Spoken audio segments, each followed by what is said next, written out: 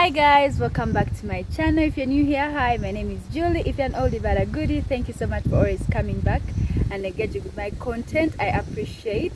Today I'm with a beautiful sister, a Kenyan sister, and she's called Ann Sese. Yes, that's my name. Guys, she's also a YouTuber. I'll be linking her channel in my description and in the comment section, so please check her out. Subscribe. We are both trying to hit 2k. I don't know if by the time we upload we've hit 2k or not, but either way, whichever number we are next to is what we are trying to hit. Please subscribe to her channel, show her some love. She's my Kenyan sister. Beautiful, absolutely gorgeous, drop dead gorgeous. Duh. Anyway guys, so we are in Karura Park and right now we're in a picnic area. And we're just going to chit chat about life, about Kenya, my shocks about Kenya. I need her to explain my culture shocks in Kenya. So let's get into it. So what is one of the most what is the outstanding culture shock that you've experienced in Kenya? People, when I sit in a matatu, I have to start from the beginning. When I sit in a matatu at home, we call them taxi. When I sit in a taxi next to someone, I always say hi. Even everyone else says hi when they find you seated. And here, when I say hi to someone, they look at me in a suspicious way. Like, why are you saying hi? Why are you disturbed? I don't know if it's disturbing their peace, but every time I say hi, someone looks shocked. Why? Suspiciously. So number one, it could be they might think you're a thief. Absolutely, because that is what they do. Like the thieves, like they come and start talking to you, and then they might spray to you something, you know, while they're talking to you. So they're like, oh, this one wants to steal from me. So they will definitely look at you suspiciously, and the first thought that will come to their mind is that you want to steal from them. And probably, you know, you want to spray to them something that will make them dizzy or doze off. So that is why they are looking at you suspiciously. And it is not a for us to get inside a matatu and say hi to someone who's next to you. It's just not like that. We just you mind your business, bro. Like don't talk to me.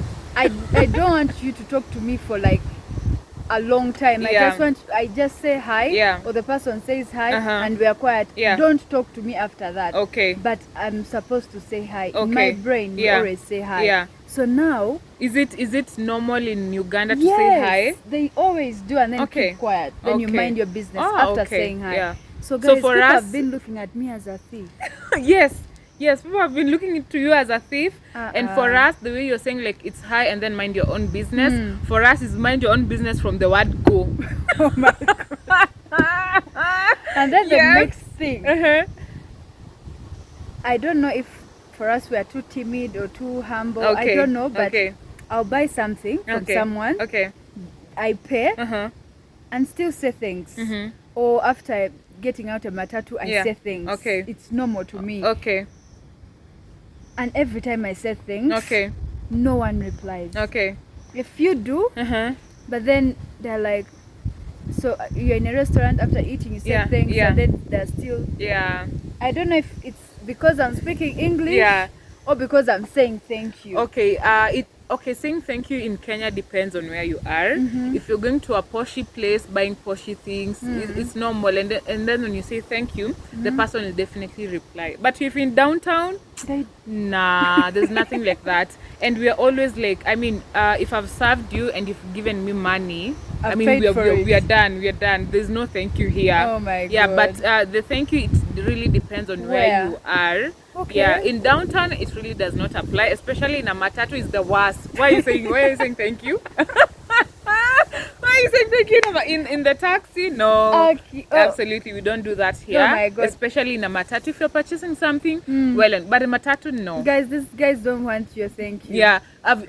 You've given me a service, I've paid you. It's like you guys are too much of mind your business. Yes, absolutely. You're all, the entire aspect is mind your business. Especially for me, I've had an experience in town where I have been stolen a phone and a laptop at the same time. Wow, and it's because I was generous to someone. So right now, Don't even leave alone talking to me. Don't even look at me. What? Yes, absolutely. Don't look at me, because it was out of my generosity listening to someone that I was like, I lost my phone and laptop at the same time. So right now, don't even look at me. Even asking for directions. Yeah. Someone will not take too long to explain. They'll be like 2 seconds and they're done. In fact, they're telling you where they're going because they're thinking you want to steal from them.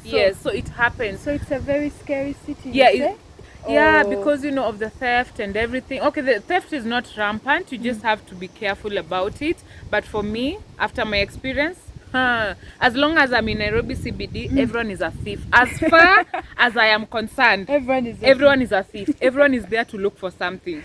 Yes. Okay, as we're talking about CBD, I remembered something. Matatu. Where did this thing of pimping and then the music being too loud, where did that come from? It's a show. I think it started a long time ago, because I remember the first time I could see those Matatu culture things was back in 2012 2011. That is when it became very, very popular. And right now, the more you've pimped your vehicle, the louder the music, the more customers you get. And of course you'll get to charge higher compared to just the normal buses. The more pimped one charges higher? Yes, absolutely. Compared to the buses that are just boring and they don't have no music. But the louder the music, the more you've pimped it, the more customers you're gonna get. But I think as you age, you really don't go for those matatus. But those matatus are meant for younger people. Because I remember when I was back in campus, I could not board any other vehicle apart from the ones. So in Kenya we call them nganyas. The ones that boom? Yeah, the ones that boom. We call them nganyas. So I used to only nganya, and if we have a new nganya in town, hey, it will put up on, like, they'll put it up on Facebook, on YouTube, everywhere. They can even do a celebration because we have a new nganya in town, and we'll have to make sure that we bought that nganya. So it's a really popular thing, and then they put up popular artists all over the world, music and everything. Like, it's literally a house. Some of them even put carpets inside the... So guys, you know why there's a matatu culture in Kenya. They are good to experience, but I personally can't... Not I personally, that's wrong English, right? Personally, I can't be in one for long. I prefer experiencing it for the first time. That's it.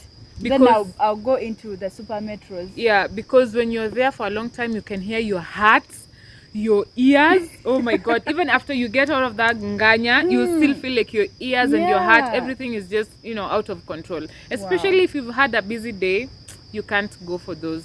And then something else. Street food. We have street food.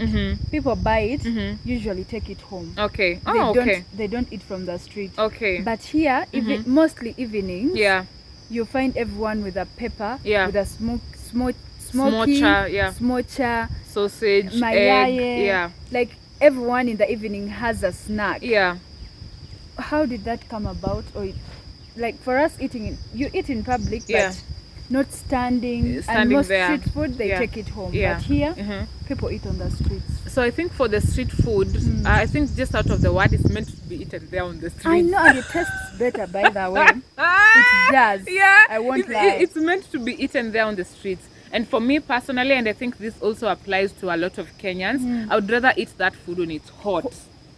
You see? So I'd rather eat it there, and it's street. So I'm eating it there. I ate street food on the street.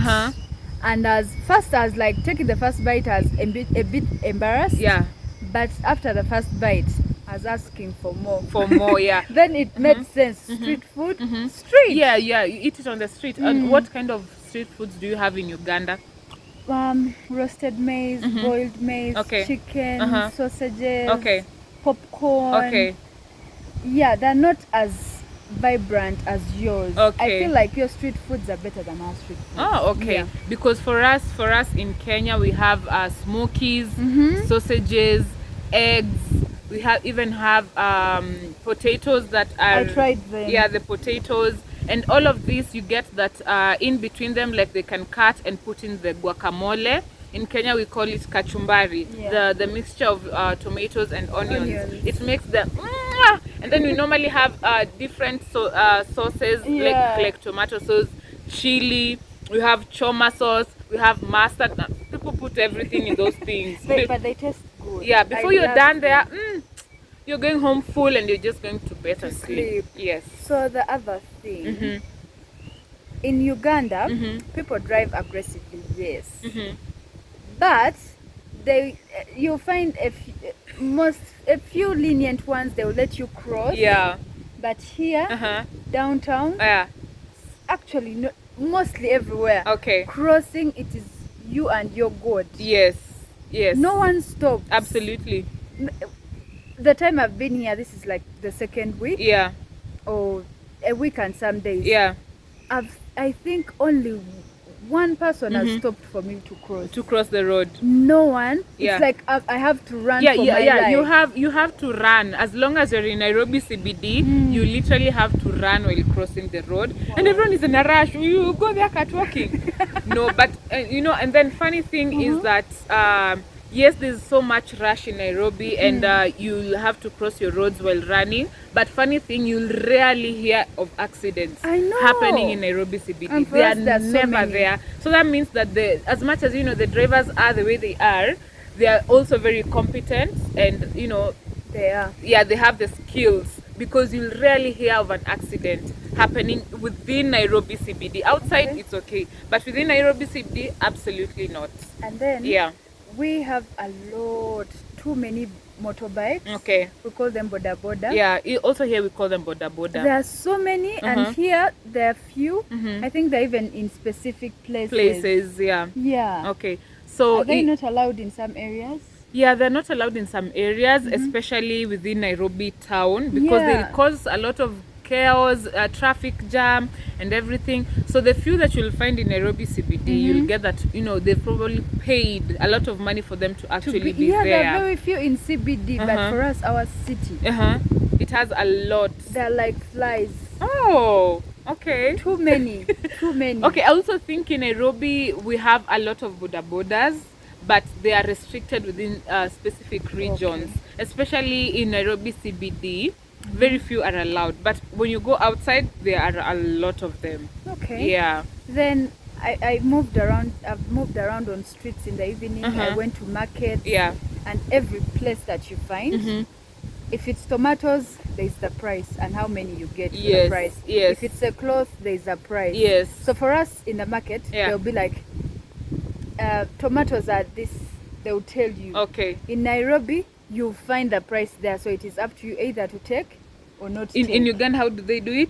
They'll tell you after you're there. You won't know that this is for 1,000. Okay. This is for, saying in our money, this is for 2,000. Yeah. I have to get there fast. Talk to someone to know the Ask price. them, But here, by the time you're approaching someone, you already know the price. Prices, Yeah, and then there's room to bargain. Not too much, but there's room to bargain. But there's already the price. Yeah. I think in Kenya we do that because of the the price attracts the person. Okay. And if you don't have like the price, like they normally have a small card and they've written there the price, so it is to attract customers, for someone to see that the price actually from far. I think Ugandans should copy that. Put the price of tomatoes, put onions, so that I know it's in my budget. Yes. I should not come and disturb you. Yeah. It's in my budget, I can afford or not. If I can't move, if I can't approach, instead of wasting time, and maybe you might not afford.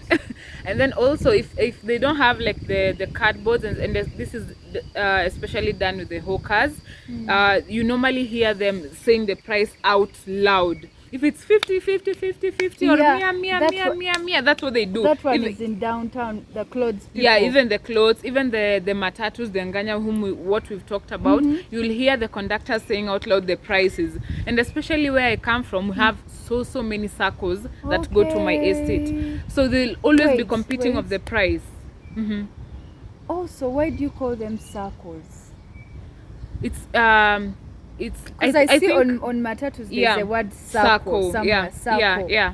I think it is a Kenyan law for a matatu to be attached to a certain circle. To be attached to a certain circle. Okay. So we'll have like maybe a circle that is of matatus. So if you have your own matatu, you can go and register your matatu to that circle. All right. Yeah. So you'll have like wondering what's the deal with it. Yes, I think it is a law in Kenya where if you have a matatu, you have your matatu has to be registered in a circle. I feel like it makes them even more organized. Yeah. Because each circle knows where it's supposed to go. Yes. They're not just random. Yeah, they're not just random. And then something else. Yes. That I like. In Uganda, for you to know a conductor of a matatu, we call them taxis. Okay. They have to be seated inside. Okay. For you too? I'll get to a taxi in Uganda. Okay. I won't, because there will be so many people calling the taxi and stuff. Yeah. You won't know the real conductor. Okay. Yes. So you can pay someone thinking you're paying the conductor and they're not. Okay. But here, every conductor puts on maroon. Yes. Okay. So in Kenya, the circle have rules and regulations. Okay. If you're in this circle, the conductors have to wear this and this and this. And I think it's weird because in Kenya, for you to give your money to the conductor, the car has to start moving. In Uganda, you pay before? No, it's like when I have a big note, so sometimes they have issues with change. So I want the person to get change. I'll give them before it moves, so that they get change, not knowing I'm giving to the wrong person. Yeah. That can be very... In Kenya, we cannot do that until that vehicle starts moving.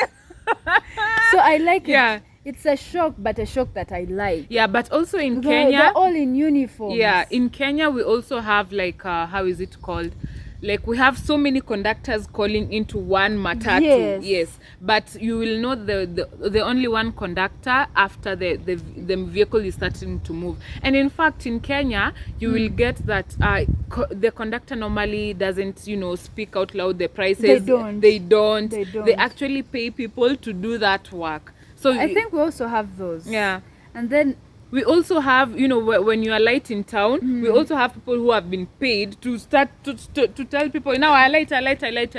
Yeah, those people are being paid actually. Okay. Yeah. And then something, it's a shock. I think it makes me happy every time I do it. Okay. It's a shock. These guys pay for everything. Yeah. I mean everything. Yes. With M-Pesa. Oh yeah. Everything they pay with M-Pesa. The first time I used M-Pesa was in a taxi, in a matatu. Yeah. I got there, I'm like, cash. They showed me, they usually have the number. Yeah. So I was so excited to use M-Pesa. We have mobile money, mobile banking and stuff. Okay. But you're not sending a conductor mobile money. Okay. You give them cash. Okay. Here, even tomatoes, mobile money. Even if you're sending as little as 10 bob, even 5 bob, you can pay via M-Pesa. Yeah. And I think the traders are normally not very happy with that because they incur a cost when it comes to now withdrawing the money. Oh. But again, they don't have any other solution because now everyone is transiting to M-Pesa. To cashless. Yeah, to cashless. So you just have to accept it, Wow. Yeah, absolutely. So guys, I've had so many shocks. I think even some I don't remember. Yeah. But for now, I think those are the major ones. Okay. In case I remember others, I have to call you so that you explain these culture in shocks. detail. Okay. So what about the food? How is the food? Oh. Apart from the street food. have you tasted fish here? Samaki? I Samaki. have. Does it taste different from the one in Kenya? The one I tasted, yours are they first deep fry them and then they make stew. Yeah, absolutely. It's nice. I love the food, though it's limited. Our place, let's be honest, our place has more food, more varieties. Yeah. But the food here, it has been nice experiencing it, and there are no soups. You guys don't put like any water in the food. It's ugali, and samaki even dry. Yeah. Ugali skuma. Yeah. Ugali skuma mayai. It's just plain, guys. They don't put soup. These guys, I don't know if they do cut samaki at some place. But everywhere I've been, I'm given my entire fish. Yes. With the tail and the head and the stomach, the entire thing. Yes. But for in us, Uganda, how do you do it? So you can get the full one, But then if you go to a restaurant, they also have parts cut. They can give you the head, the middle part, or the tail. Okay. But here, every place I've been to, even home where I'm hosted at Papa's home, his Mwakazi Adventures, I'll leave his link. He also buys the number of people that are home. Is the number of fish you buy and more. So he can't buy like 2 and then let's cut. No. Everyone has a fish. I think absolutely. I like that. Yeah, that's good. I like okay, it. that's how we do it in Kenya. And of course, if you want probably a smaller size, you know, if you don't want the whole fish, you can go for a smaller size of a whole fish, but not the parts, not the parts. But there are these. I don't know if you know Mwakazi maybe has come across them. There are this type of fish called mbuta, and they are normally very big. Oh, we call them mbuta. Yeah, so they are normally very big. So they cut them. So you can't sell to someone that whole big fish. So those ones are the ones you can get in small pieces. All right. Yeah. So, but for the tilapia you don't cut. Yeah, tilapia we don't cut unless you cut in your home. No, us we don't cut. Okay. Yeah. That was very new. Or if you want fish that is also cut, you can also go to the supermarket. You know, the supermarket, they remove the bones, everything. Yeah, I like that one that is full. I get to eat my entire thing. Yes. So that shock is amazing. And do you eat omena? Yeah. Oh, okay. I do. Interesting. I've tried it, and guys, still no soup. No soup. Do you eat omena in Uganda? We do, but we put a little bit of soup. Okay. So these guys, you get dry ugali with dry omena that was fried. Of course, it tastes nice because there are ingredients, all those good things. Yes. But it will be dry. Yes. So I'm getting dry ugali, putting with dry omena, and I'm eating everything dry. The only drink these guys have that accompany the food is water, soda, juice. No soup.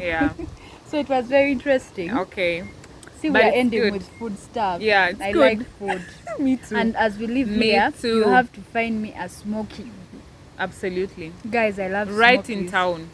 You have to try out smokies. So today I was talking about my culture shocks as she's explaining them, which was fun to get your aspect of that, like your point of view. I loved it, and I hope you guys got something out of the video, got to know how things are run in Kenya. Don't just say hi to anyone. You may be called a thief.